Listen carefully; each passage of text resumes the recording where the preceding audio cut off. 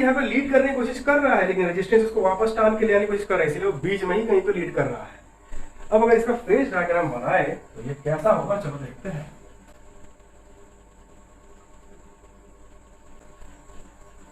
तो अगर इसका फेज डायग्राम अगर हम लोग बनाते हैं तो for resistor purely resistive circuit के लिए हमारा फेज डायग्राम कैसा होता है?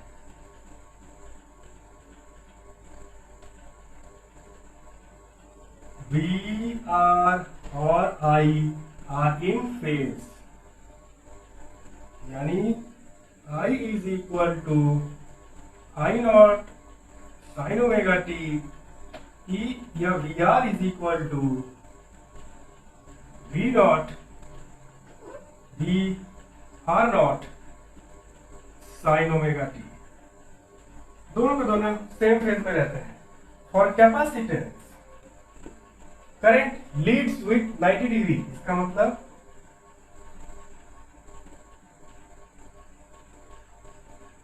अगर ये होता है ईएमएफ VC, ये अपनी वोल्टेज इन कैपेसिटर, अगर इसका ओमेगा टी का फेज होता है तो इससे 90 डिग्री बना के करंट होगा I नॉट। ये हम लोग purely resistive purely capacitive circuit में कर चुके हैं। अब हमको क्या करना है, इन दोनों को जोड़ना है। जब जोड़ते हैं यानी CR सर्किट के लिए क्या बनेगा, देखो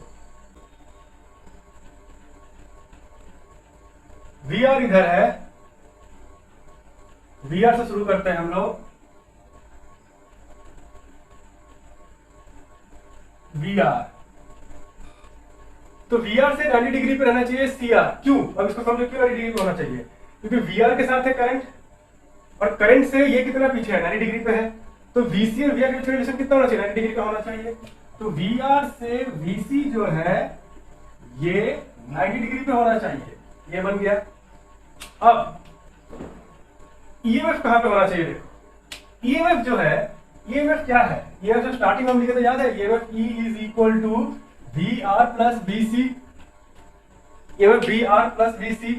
तो VR प्लस VC यानी VR प्लस VC का वेक्टर अगर समेशन करेंगे तो E कहां पे आएगा, दोनों के बीच में कहीं पे आएगा। That means let this be E EMF।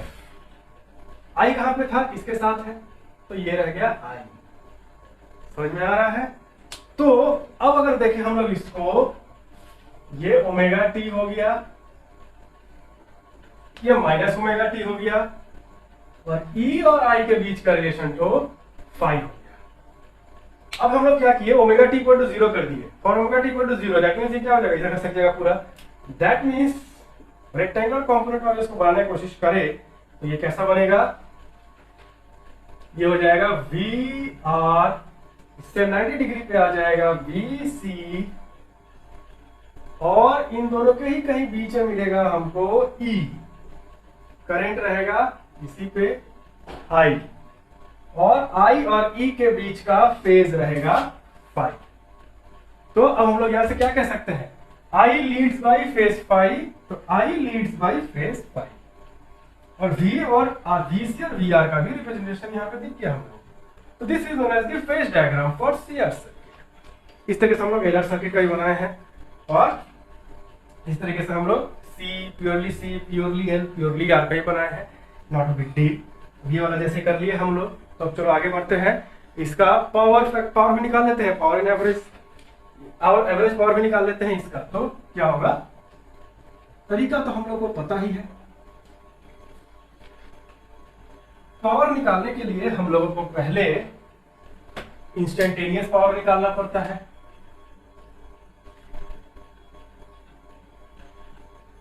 Instantaneous power हो जाएगा EI, very good, EI। E हम लोग का लिया गया था E naught sine omega T, और I लिया गया है हम लोग का I naught sine omega T plus 5। बिल्कुल वैसे ही करेंगे जैसे कि हम लोग LR सर्किट में किए थे, सेम ही चीज तो है यहाँ पे। यहाँ पे हम लोग क्या लिखेंगे, E naught sine omega t I not sine omega t cos phi plus cos omega t sine phi, ये आ गया। अब ई आई अलग कर देते हैं, ये इससे मल्टीप्लाई हो जाएगा तो ई आई को अलग कर देते हैं। E nought I not sine square omega t cos phi plus, common लेते हैं ये पहले को, ये हो जाएगा sine omega t cos omega t sine phi. E nought I not sine square omega t, इसको ऐसे ही रखते हैं,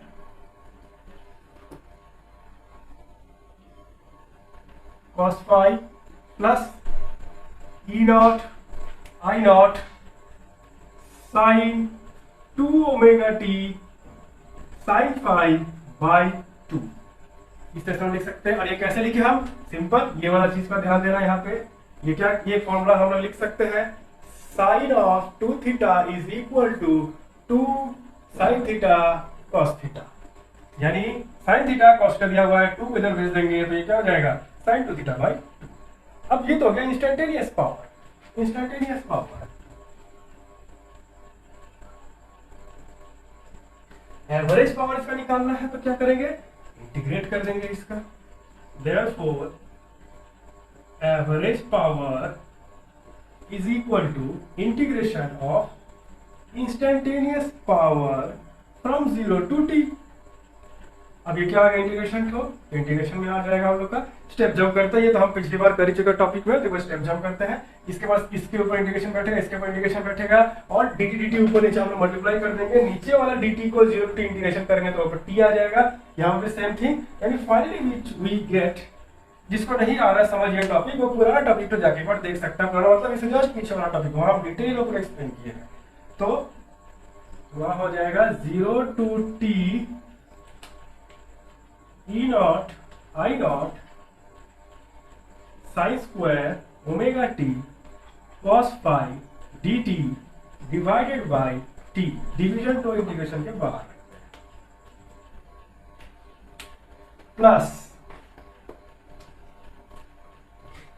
integration 0 to t E nought I nought by 2 sine 2 omega t sine phi divided by t।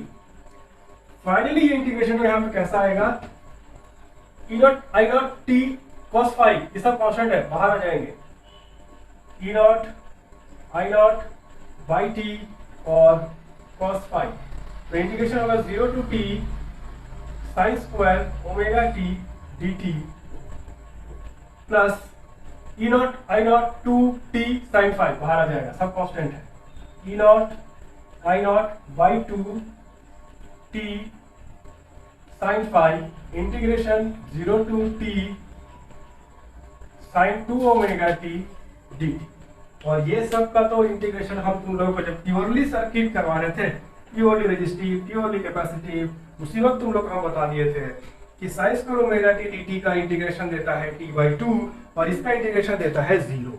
तो ये जब 0 देगा तो 0 मल्टीप्लाई करेंगे तो एंटायर टर्म विल बिकम 0 और यहाँ पे आ जाएगा E nought I nought by t cos phi into t/2, dt cut जाएगा तो average power final comes out to be E nought I nought by 2 cos phi, which is exactly equal to the average power obtained in the LR circuit।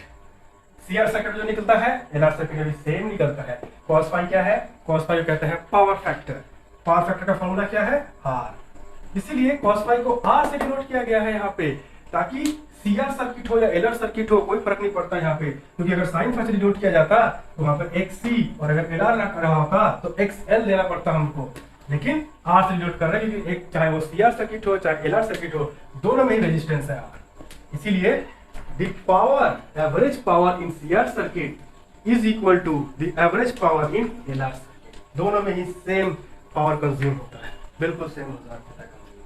तो यहाँ हम लोग conclude करते हैं CR circuit का पूरा अब इसके बाद हम लोग एलसीआर सर्किट पे बारी आएगा करने का। एलसीआर सर्किट भी थोड़ा लंबा चलेगा, इतना लंबा नहीं चलेगा, हालांकि एज ओरिजिनली उतना लंबा है नहीं, छोटा ही है। डेरिवेशन में हम लोग का बहुत टाइम चला गया, तो derivation is not in your syllabus, but अगर डेरिवेशन समझ लिए तो उनको समझ में आएगा कि ये बैकग्राउंड में काम कैसे कर रहा है तो समझना जरूरी है ना। अब यहाँ पे देख लो, कहीं को कुछ डाउट है तो हमको बताओ, और कुछ नहीं। यहाँ पे मेन मकसद है, यहाँ पे फॉर्मूला याद करने से नहीं होगा, हम लोग इसका मतलब समझना पड़ेगा। मतलब नहीं समझोगे तो फॉर्मूला भी कुछ समझ में नहीं आएगा। तो देख लो, नेक्स्ट दिन हम लोग इसके ऊपर कुछ न्यूमेरिकल्स भी कर देंगे। तो जब पूरा डेरिवेशन हम तुम लोग को समझा दिए, तो पूरा डेरिवेशन समझने के बाद अब जरा एक चीज देखो, बोर्ड में यानी कि तुम लोग को सिलेबस में क्या है और किस तरीके से ये चीज को शॉर्ट में मारा गया है। देखो, यानी कि अगर हम लोग फेजर डायग्राम बनाए इसका सिर्फ, तो फेजर डायग्राम कैसे बनता है उतना कुछ नहीं समझ में आया तो छोड़ दो, बस इतना ही देख लो बोर्ड में कितना दूर तक है, किस तरह सिलेबस को कट किया गया है। तो ये हो गया हम लोगों का VR, ये हो गया VC, ये हो गया E, और ये है I, ये एंगल है फाई। हम लोगों का E लिया गया था E0 sin ओमेगा t, और I आया था I0 sin omega t plus phi. I was leading। अब यहाँ पे साफ साफ दिख रहा है कि E अगर यहाँ पर है तो I तो इसके आगे है ही, that means I is leading by 5।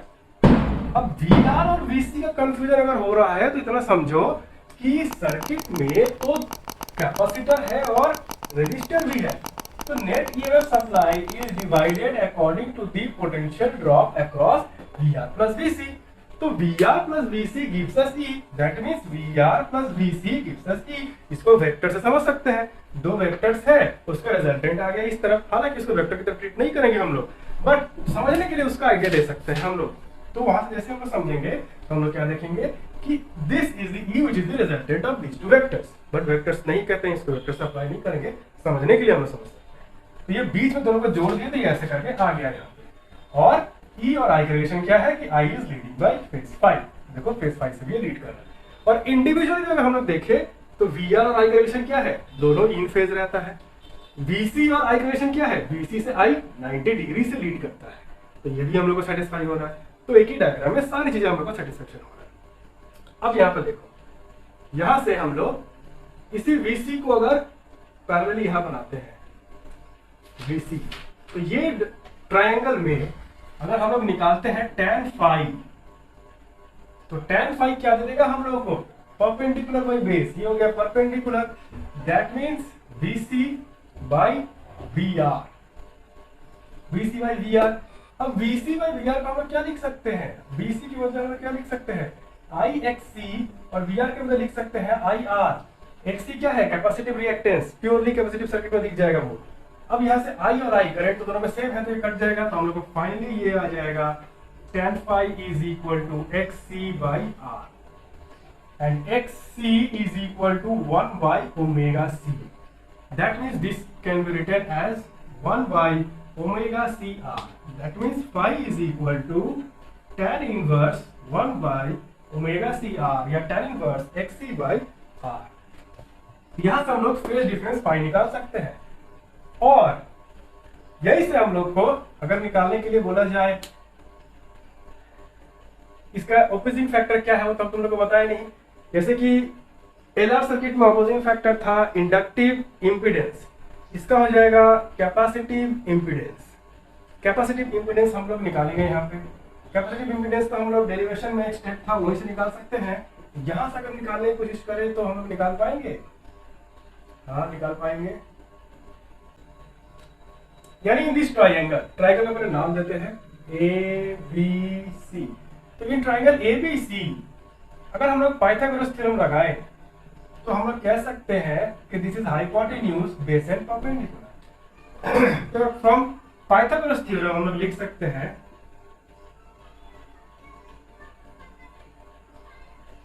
कि AC square is equal to AB square plus BC square. That means this can be written as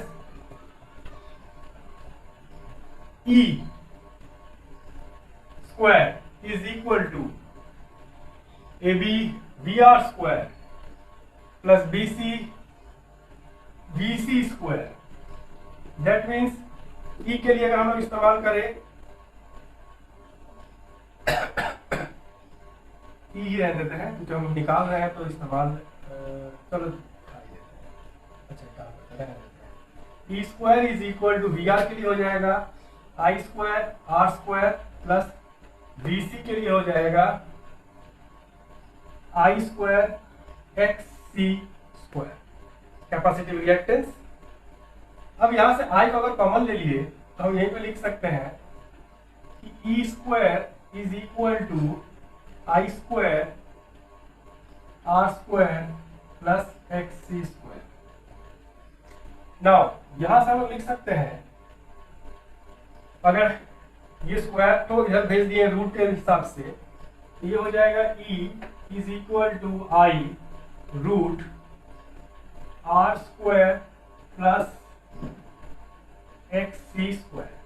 now from the formula Ohm's law V is equal to I R. यहाँ पे I के साथ जुड़ा रहता है, ये क्या रहता है अपोजिंग फैक्टर। तो यहाँ पर भी I के साथ क्या जुड़ा हुआ है, ये जरूर इसका अपोजिंग फैक्टर होगा और ये अपोजिंग फैक्टर क्या होगा, that means from here we can say E को भी अब हम बटा के लिख सकते हैं I Z C। तो यहाँ से I कट गया तो finally we can write ZC is equal to root over of R square plus XC square. This again can be written as ZC is equal to root over of R square plus 1 by omega square C square. And this is known as capacitive impedance. Capacitive impedance. तो ये रहा, इस तरीके से हम लोग board यानी तुम लोग जितना सिलेबस है उस सिलेबस के अंतर्गत रहकर ये डेरिवेशन ही सिर्फ सिलेबस में इंक्लूडेड है और इसके पिछले वाला जितना भी किया हम लोग वो सिर्फ और सिर्फ हमारा इंफॉर्मेशन के लिए था, इसी का डिटेल्ड वर्जन था। तो ये चीज हम लोग चाहे तो वहां से भी निकाल सकते हैं, ये भी वहां से निकाल सकते हैं। tan phi इक्वल टू यहाँ जो लिए थे हम लोग याद है common sin phi cos phi, sin phi पे cos phi करेंगे तो ये आ जाएगा हम लोग का। और हम लोग को याद है एक स्टेप लिए थे जब i का निकल गया था i इज इक्वल टू एक टर्म आया था sin omega t plus phi for maximum value of sin omega t plus phi equal to 1 जो एक्सप्रेशन आया था वो मैक्सिमम वैल्यू को लेके घुमाएंगे तो ये चीज तो आ जाएगा, वो इस सॉल्व करके ये भी निकाल सकते हैं। तो ये चीज जो दिखाया अभी लास्ट में ये तुम्हारा सिलेबस में इंक्लूडेड है, यहाँ से सवाल पूछ सकते हैं। बाकी वहां से भले ही नहीं पूछे लेकिन न्यूमेरिकल और जॉइंट में वहां से क्वेश्चन आ सकते हैं लॉजिक पकड़ के। तो ये रहा हमारा पूरा कंप्लीट CR सर्किट। देखो